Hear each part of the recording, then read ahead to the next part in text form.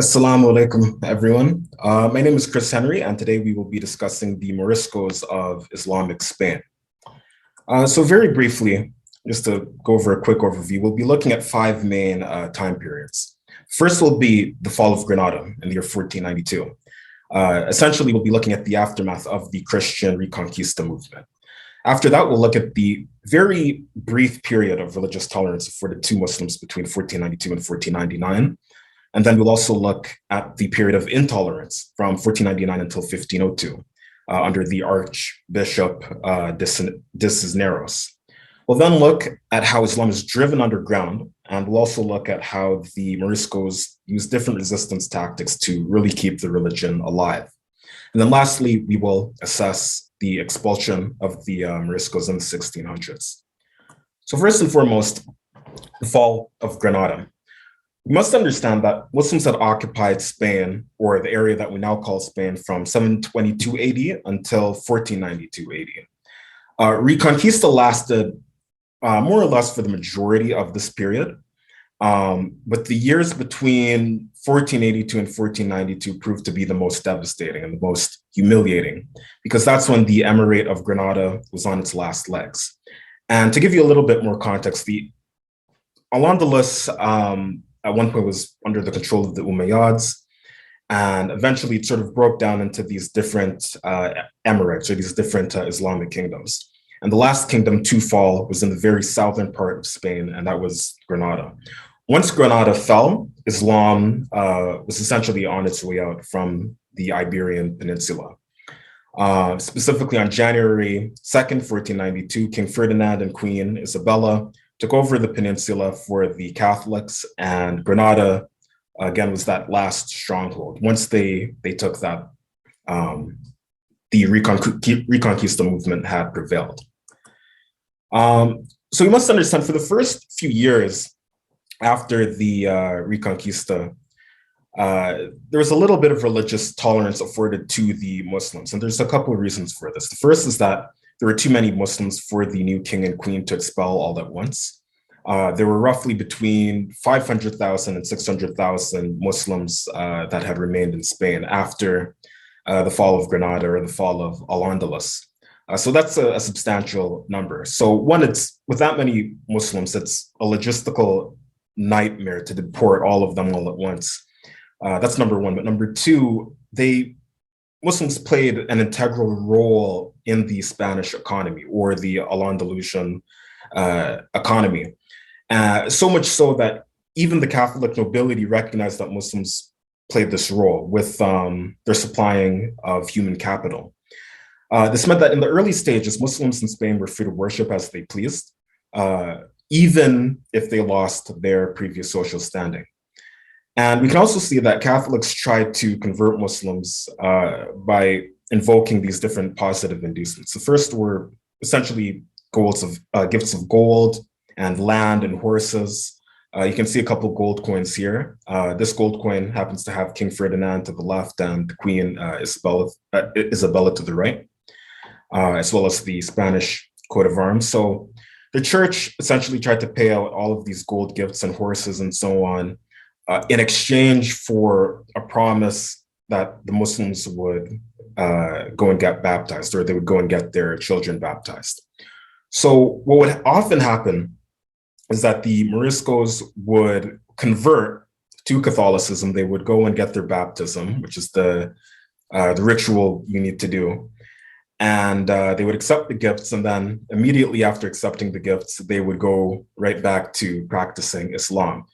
And this irritated the Catholic authorities. They would see, for example, entire Muslim families would convert on a Sunday, and then the very Friday for Jummah prayer, they're right back at the mosque. So this quite infuriated the Catholic authorities there. And this culminates in the rise of Archbishop Francisco Jimenez de Cisneros. He was appointed the Archbishop in 1499. And he was well known for harassing and arbitrarily detaining Muslims who refused to convert to Catholicism. Essentially, from 1499, we can see that religious tolerance was on its way out. And we see this sort of highlighted with his motto. If the infidels couldn't be attracted to the road to salvation, they had to be dragged to it. In essence, he was forcing Catholicism on many of the unwilling. So this is the beginning of Islam as an underground religion. It's clear from 1499 onwards, Muslims are not completely free to practice their religion.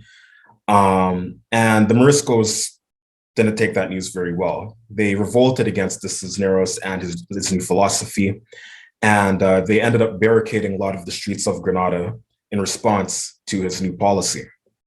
The rebellion also gave the Catholic monarchy the excuse they needed to punish the Muslim community. And in essence, Muslims were given two options. The first was death, and then the second was conversion. We can see in much of the urban area of Granada, Granada, by the way, is this red area to the south of the map, where that was where the former emirate of Granada was. In the urban areas, so in the city center, for example, many people peacefully chose to convert, as we shall see. But in the surrounding rural areas, we can see that many resisted, and many were killed in their attempts to resist, unfortunately. So we can now see that a few new laws were passed. The Christians knew that many of the new converts still practiced their old religion in secret. So they wanted to really do their best to stamp out Islam as much as possible, even though it had become a very underground, clandestine faith. So we can see in 1511, halal slaughter was made illegal. In 1513, the face veil was banned for women.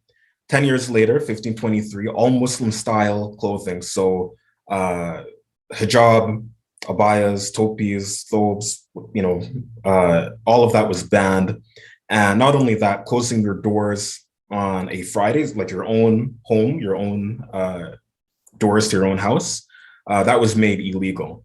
The reason being that they didn't want people to pray, in congregation in secret at home. So they were forced to keep it open. 1526, speaking Arabic was also made illegal, and Castilian had to have been spoken even in your own home. And what's interesting is that there's a sort of great irony with all of these prohibitions, in that it made the Moriscos more firm and more fervent in their religion and in their identity. We can see this in the way that they resisted Spanish authorities, or the Catholic authorities. In 1502, there was a fatwa passed by the Mufti of Oran. Oran is what we now call Algeria in North Africa. And he, sympathized with his fellow Muslims in Islamic Spain, in post-Reconquista Spain. And he essentially passed a few laws, or passed a few fatwas, making the religion a little bit easier in this time of oppression. The first is that he said that you're allowed to do wudu without water by touching a clean wall. And this is a very important fatwa because in the early 1500s, Muslims were also banned from accessing the bathhouses of Spain. So what that meant is that if you were a Muslim and you lived in the city center, you really didn't have any access to clean water because the bathhouses are not accessible to you. It's not like today where you have clean running water in your own house. The rivers, the lakes, and so on are all far away. You essentially don't have access to clean water. So this fatwa allowed Muslims to perform wudu without doing so. All you had to do was touch a clean wall, and you were, you had the tahara to pray your 5 daily salah. The second was that he allowed salah to be prayed at night instead of 5 times throughout the day. If you prayed 5 times throughout the day in Reconquista Spain, you would have been persecuted. So this was very helpful. And then the last fatwa he issued was essentially allowing pork to be consumed if and only if you were forced to consume it by the Spanish authorities. You had other ulama, such as Ahmad al-Wansharisi. He deemed it mandatory for Muslims in Spain to make hijrah to Muslim lands if they had the financial means to do so. And he wrote this text to the left here, with a lot of other Islamic scholars, which gave a tremendous amount of guidance to Muslims living in Islamic Spain. And then lastly, we can see that religious instruction continued at home since mosques and madrasas were shut down. So finally, we arrived to the expulsions. Even in the late 1500s, Moriscos were still getting caught and punished by the Inquisition for practicing Islam. We can see King Philip III to the right here was essentially even more fed up with Islam than his predecessors. And this is because he was mentored by extremist Catholic priests, even more so than King Ferdinand and Queen Isabella. And he ordered all Moriscos to be expelled from Spain in 1609. Many of the nobles, Catholic nobles, resented this decision because, as I mentioned earlier, Muslims played an integral role in the economic life of Spain. And they dreaded the economic fallout that would ensue from this decision, but the decision was final. And many of the Morisco villages were depopulated and their denizens deported to North Africa. Children as young as 4 years of age were exempt from expulsion, but they were abducted by authorities and given to Catholic families to be raised. In essence, they would be raised as Catholic. And southern Spain eventually saw some more rebellions because a lot of Muslims realized, okay, we're getting deported. There's no point in hiding the religion anymore. So they came out with arms and they were fighting, arms meaning like swords and so on. But by 1614, virtually all Moriscos had disappeared, and virtually all trace of Islam had been wiped out from the Iberian Peninsula. Before I sort of address this further reading, we need to understand that with every history lesson, there's also a lesson for our future and even for our present. A lot of the laws that that I had sort of gone over here, in many ways, they're echoes of what many Muslims are going through today. In China, in France, in Switzerland, in Quebec even, there are major attempts to suppress Islam, whether that means suppressing the face veil or suppressing the niqab or the hijab. Or I believe in France and Switzerland, there were major campaigns to end halal slaughter. I'm not sure if they were successful. But again, we see that all of these attempts are echoes from the past. They echo each other in terms of their attempt to suppress Islam. And so in many ways, we can see that a lot of the suppression that we're seeing today is nothing new. If you'd like to learn more about this topic, I highly suggest Firas Al-Khatib's book, Lost Islamic History, specifically pages 102 to 105, if you are interested in reading more. But thank you. That concludes my presentation.